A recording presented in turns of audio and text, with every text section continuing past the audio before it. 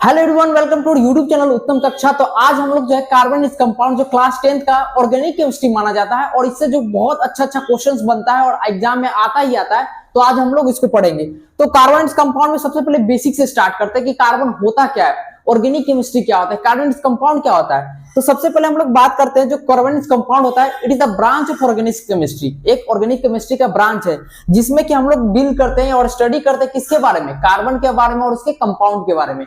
उसी को हम लोग बोलते हैं कार्बनिक कंपाउंड। और दूसरा है कि कार्बन का इंट्रोडक्शन जानेंगे, तो कार्बन का एटॉमिक नंबर क्या होता है, सिंबल क्या होता है, उसका मास कितना होता है, ये सब चीज को जानना जरूरी है। तो सबसे पहले कार्बन एक एलिमेंट है, इसका सिंबल क्या होता है, सी होता है। इसका एटॉमिक नंबर क्या होता है, 6 होता है। और इसका इलेक्ट्रॉनिक कॉन्फ़िगरेशन मतलब कि जो अरेंजमेंट है, इलेक्ट्रॉन जो अरेंज कैसे है, एटम के अंदर में इलेक्ट्रॉन जो है अरेंज कैसे है। तो अरेंज है, उसका पहले ऑर्बिट में 2 इलेक्ट्रॉन होता है और लास्ट बार सेकंड ऑर्बिट में 4 इलेक्ट्रॉन होता है। तो सबसे लास्ट वाले ऑर्बिट को हम लोग बोलते हैं वैलेंस ऑर्बिट। तो सबसे लास्ट वाले ऑर्बिट में कितने इलेक्ट्रॉन है, 4 इलेक्ट्रॉन। तो सबसे लास्ट वाले ऑर्बिट में जो इलेक्ट्रॉन होता है उसको बोलते हैं valence electron. The number of electron present in outermost shell of an element is called valence orbit. तो एलिमेंट इसका आउटर मोस्ट शेल में कितना है, 4 इलेक्ट्रॉन, तो 4 हो गया वैलेंस इलेक्ट्रॉन। अब जितना ज्यादा उसका इलेक्ट्रॉन है तो वही उसका वैलेंसी होता है। ये 4 किसी से ले लेगा तो कोई भी एटम या एलिमेंट, कोई भी एलिमेंट चाहता है कि उसके लास्ट कक्षा में 8 इलेक्ट्रॉन रहे ताकि वो स्टेबल हो जाए। 2 ही टाइप का चाहता है स्टेबिलिटी प्राप्त करने के लिए। एक कोई भी चाहेगा कि उसका लास्ट में 2 हो जाए, हीलियम जैसा बन जाए, या चाहेगा उसके नजदीकी वाला जो इनर्ट गैस है उसके जैसा बन जाए। तो नजदीक में जो इनर्ट गैस है उसके पास जो होता है लास्ट कक्षा में 8 इलेक्ट्रॉन होता है, तो सब चाहता है कि अपने लास्ट कक्षा में 8 इलेक्ट्रॉन कर ले। तो ये चाहेगा कि अपनी लास्ट कक्षा में 8 इलेक्ट्रॉन कर ले, तो 4 इसके पास ऑलरेडी है, या तो 4 लेगा या तो 4 देगा।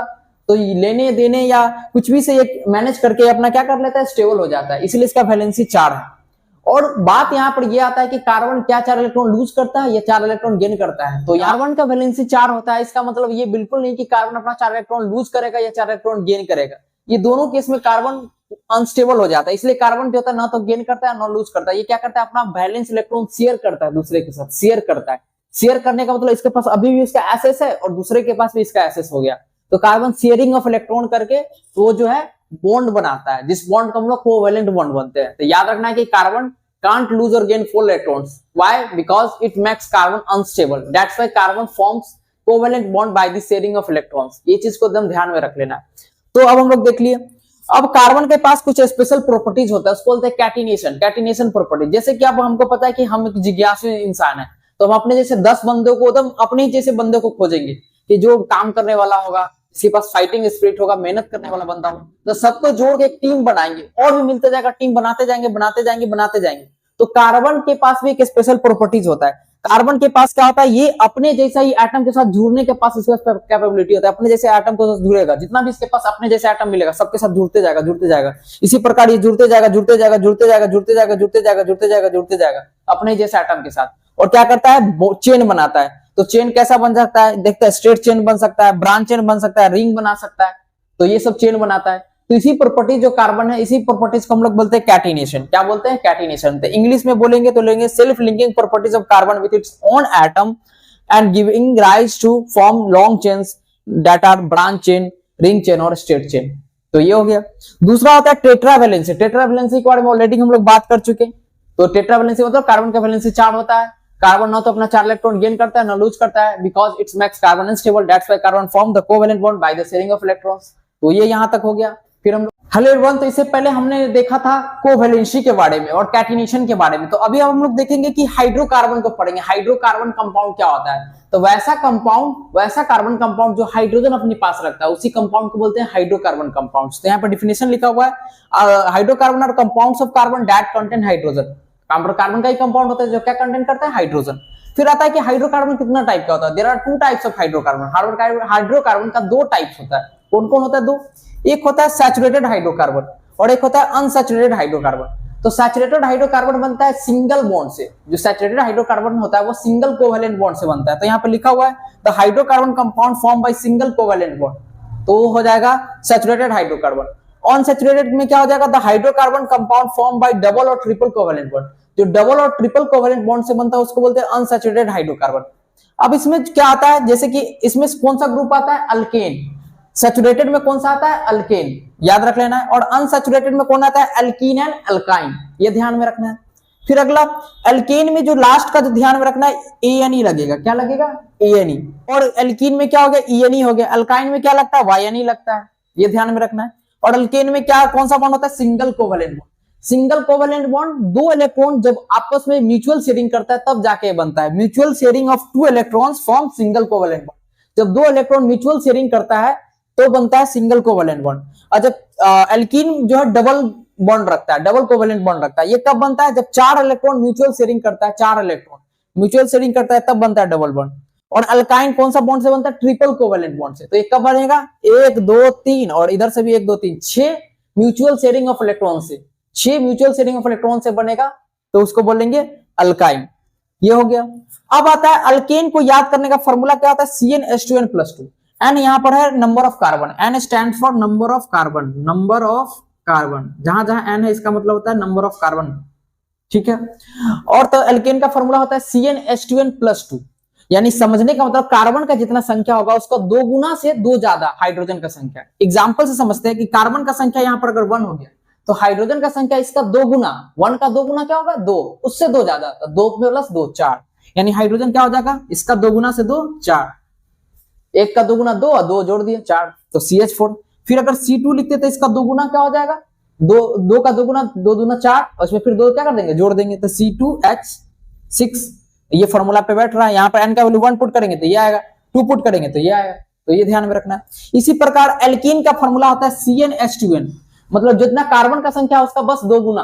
जैसे एग्जांपल में कार्बन का संख्या 3 हो गया तो हाइड्रोजन हो जाएगा C उसका 2 गुना 6, यानी C3H6, C4H8, C5H10, बस 2 गुना कर देंगे, C6H12, C7H14। ध्यान में रखना है।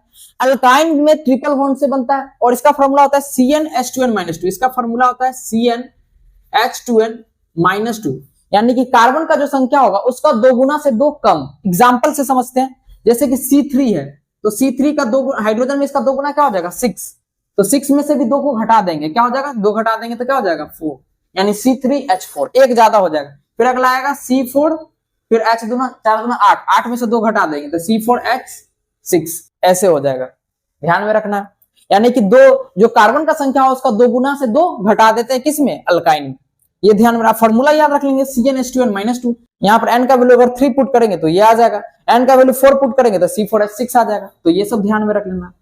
अब होता है नाम लिखना, नामकरण कैसे करेंगे? जैसे अल्केन का नामकरण स्टार्ट कर, जैसे पहला लिखा हुआ CH4, तो कार्बन का संख्या अगर 1 हो तो उसका रूट वर्ड में क्या लिखते हैं? मीथ।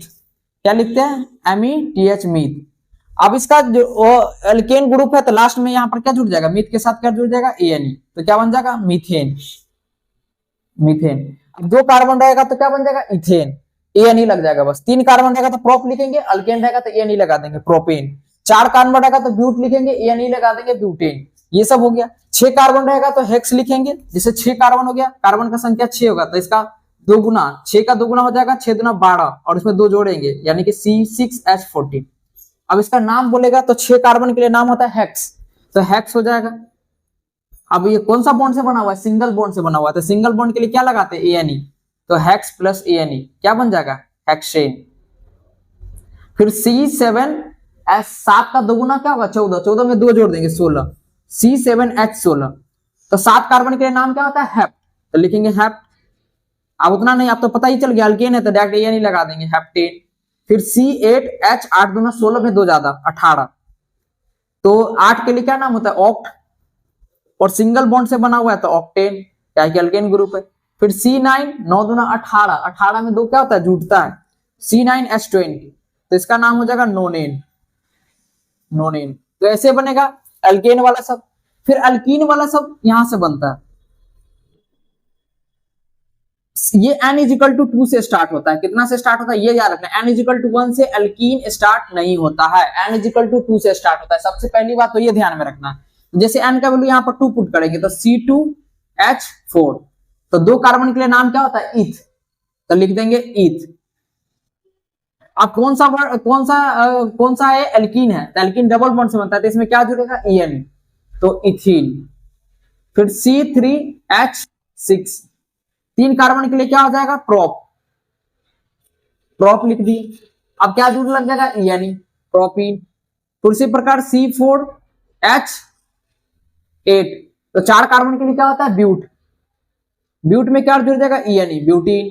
फिर C5H10, ये सब का आप नाम लिख के कमेंट में बताइए। C6H12, C7H14, ये सब का नाम कमेंट में होना चाहिए। 5 के लिए पेंट हो जाएगा ENE लगा देंगे पेंटीन, 6 के लिए हेक्स हो जाएगा ENE लगा देंगे हेक्सीन, ये सब का लिख के बताइए। C8H16, ये सब कमेंट में आंसर बताना है। फिर आप लोग आता है अल्काइन में। अल्काइन किससे बनता है? ट्रिपल बॉन्ड से बनता है।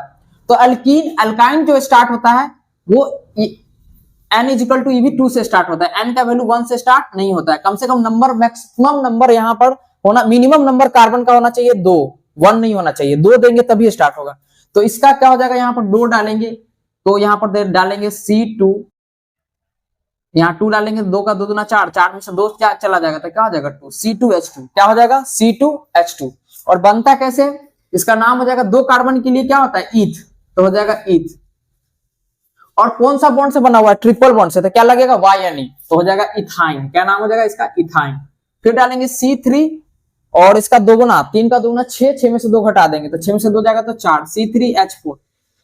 तो 3 कार्बन के लिए क्या होता है? प्रोप, 3 कार्बन के लिए प्रोप, तो यहां हो जाएगा प्रोप। और यहाँ एल्काइन ग्रुप है तो क्या जुड़ जाएगा? YNE, propyne. उसी प्रकार आपको लिखना है C4H6, C5H8, इस सब का नाम आपको बताना है। इसका क्या हो जाएगा? ब्यूटाइन, पेंटाइन, ये सब नाम आपको ध्यान में लिखना है। C6H10, इसका नाम लिखना है। इसी प्रकार सबका नाम आपको लिख के कमेंट में बताना है। और इसमें हम लोग आज सीख लिए एल्कीन, एल्कीन, अल्काइन, ये सबका जो है क्या डिफरेंस होता है, सबका अलग अलग कंपाउंड का नाम लिखना सीख लिए। और ये रूट वर्ड ध्यान में रख लेंगे। नंबर ऑफ कार्बन 1 रहेगा तो मिथ, नंबर ऑफ कार्बन 2 रहेगा तो ईथ, नंबर ऑफ 3 रहेगा तो प्रोप, नंबर ऑफ कार्बन 4 रहेगा तो ब्यूट, नंबर ऑफ 5 कार्बन रहेगा तो पेंट, नंबर ऑफ 6 कार्बन रहेगा तो हेक्स, नंबर ऑफ 7 कार्बन रहेगा तो हेप, नंबर ऑफ 8 कार्बन रहेगा तो ओक, 9 रहेगा तो नॉन, 10 रहेगा तो डेक, 11 रहेगा तो अनडेक। ये सब ध्यान में रखना है। हमने सीखा था अल्केन, एल्कीन, अल्काइन के बारे में। आज हम लोग देखेंगे स्ट्रक्चर O2 और N2 और H2 का। ये सब एग्जाम में इसमें से कोई एक आता ही आता है, तो इसको हम लोग देखते हैं। H2 का फॉर्मेशन हम लोग को पता है। एटॉमिक नंबर हाइड्रोजन का कितना होता है? एटॉमिक नंबर ऑफ हाइड्रोजन क्या होता है? 1। इसके पास वैलेंस इलेक्ट्रॉन कितना होता है? Number of valence electron, number of valence electron भी कितना होता है? 1। अब बात आता है ये किसके जैसा भैया बनना चाहेगा स्टेबल होने के लिए? तो हाइड्रोजन हीलियम जैसा बनना चाहता है। जैसे कि किसी का होता है कि विराट कोहली जैसा बनना, तो इसका जो अपना आइडियल है वो है हीलियम। इसके नजदीक में हीलियम जो है काफी ज्यादा रिच है और स्टेबल है, तो उसके जैसा ही बनना चाहेगा। तो 2 हाइड्रोजन आएगा, 2 हाइड्रोजन एक एक अपना वैलेंस इलेक्ट्रॉन लेके आ गया, 2 हाइड्रोजन अपना एक एक वैलेंस इलेक्ट्रॉन लेके आ गया। अब दोनों अकेला में तो अनस्टेबल है, तो दोनों आपस में मिल जाएगा। ये मिल गया तो ये क्या किया, बोला तुम अपना एक इलेक्ट्रॉन मेरे साथ शेयर कर लो, तब इसके पास कितना हो गया? 2। एक और एक क्या हो गया? 2। अब ये हाइड्रोजन ये भी बोलेगा कि तुम भी अपना एक इलेक्ट्रॉन मेरे साथ शेयर कर लो, तो एक और एक क्या हो गया? 2। तो यहाँ पर कितना इलेक्ट्रॉन का शेयर हुआ? 2। तो 2 इलेक्ट्रॉन का शेयर हुआ तो कौन सा बॉन्ड आ गया? Single bond, single covalent bond बन गया। यही बना सिंगल कोवेलेंट, 2 इलेक्ट्रॉन का शेयर, सिंगल कोवेलेंट बॉन्ड बन गया। अब इसी को हम लोग लिख सकते हैं सिंपली H2, ये बन गया। अब हम लोग देखते हैं O2 का फॉर्मेशन। O2 का फॉर्मेशन के लिए क्या लेंगे? एटॉमिक नंबर ऑक्सीजन का कितना होता है? Atomic number of oxygen atom 8 होता है। कितना होता है? 8। इसके पास वैलेंस इलेक्ट्रॉन कितना होता है? वैलेंस इलेक्ट्रॉन जो होता है इसके पास कितना होगा? 8 इसके पास एटॉमिक नंबर है। तो 8 एटॉमिक नंबर है तो पहले में 2 रहेगा और दूसरे में क्या हो जाएगा? 6। तो इसका वैलेंस इलेक्ट्रॉन जो होता है लास्ट में है 6। कितना वैलेंस इलेक्ट्रॉन है? 6। तो लिख देते हैं 2 ऑक्सीजन है, दोनों के पास वैलेंस इलेक्ट्रॉन 6 है। तो ये हो गया 1 2 3 4 5 6, 1 2 3 4 5 6, 6 वैलेंस इलेक्ट्रॉन लिख दिए दोनों ऑक्सीजन एटम का। अब ये वाला बोलेगा कि 6 है तो भैया तुम 2 हमारे साथ शेयर कर लो, तो 6 और 2 8 हो गया। देखिए 1 2 3 4 5 6 7 8, 8 हो गया शेयर करने से। अब ये भी बोलेगा तुम भी अपना 2 इलेक्ट्रॉन मेरे साथ शेयर कर लो, तो ये भी शेयर कर लिया। अब इसके पास भी हो गया 1 2 3 4 5 6 7 8। अब बीच में शेयर कितना का हुआ? म्यूचुअल शेयरिंग कितना का हुआ? 1 2 3 4, तो 4 इलेक्ट्रॉन का शेयर हुआ। तो कौन सा बॉन्ड आएगा?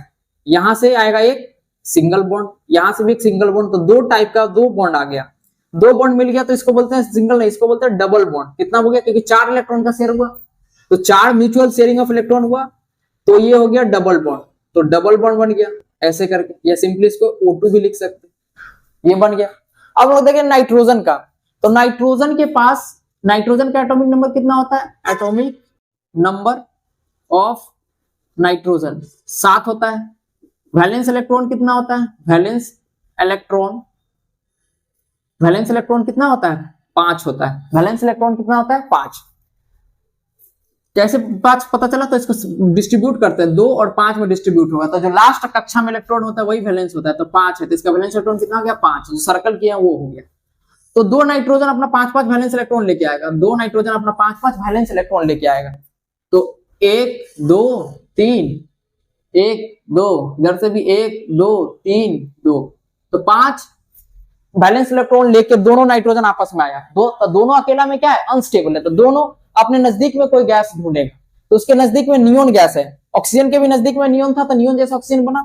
नाइट्रोजन के भी नजदीक में नियोन गैस है, तो नियोन जैसा ही बनना चाहेगा और स्टेबल बनना चाहेगा। नियोन के लास्ट कक्षा में 8 इलेक्ट्रॉन है, तो ये भी चाहेगा कि मेरे पास भी 8 इलेक्ट्रॉन हो जाए वैलेंस इलेक्ट्रॉन।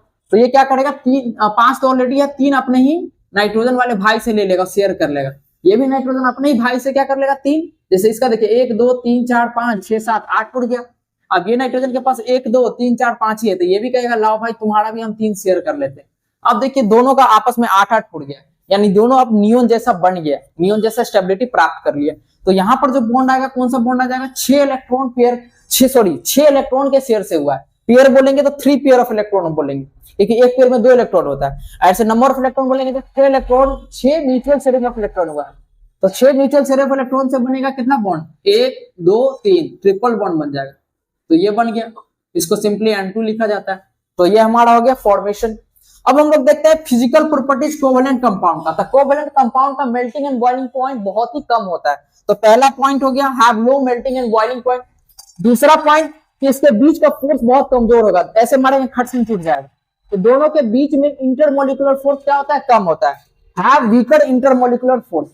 तीसरा poor conductor of electricity since no charge particles are form. तो कोई इसमें चार्ज जो होता है बहुत, म्यूचुअल शेयर ऑफ इलेक्ट्रॉन में चार्ज बनता है लेकिन बहुत ही कम चार्ज बनता है, पार्शियल बनता है, बहुत कम। इसीलिए जो इसके पास कोई चार्ज उतना स्ट्रॉन्ग फॉर्म नहीं होता, इसलिए ये पुअर कंडक्टर ऑफ इलेक्ट्रिसिटी होता है। तो थर्ड प्रॉपर्टी जो गया poor conductor of electricity since no charge between them form. तो ये हो गया, ये ध्यान में रखना है।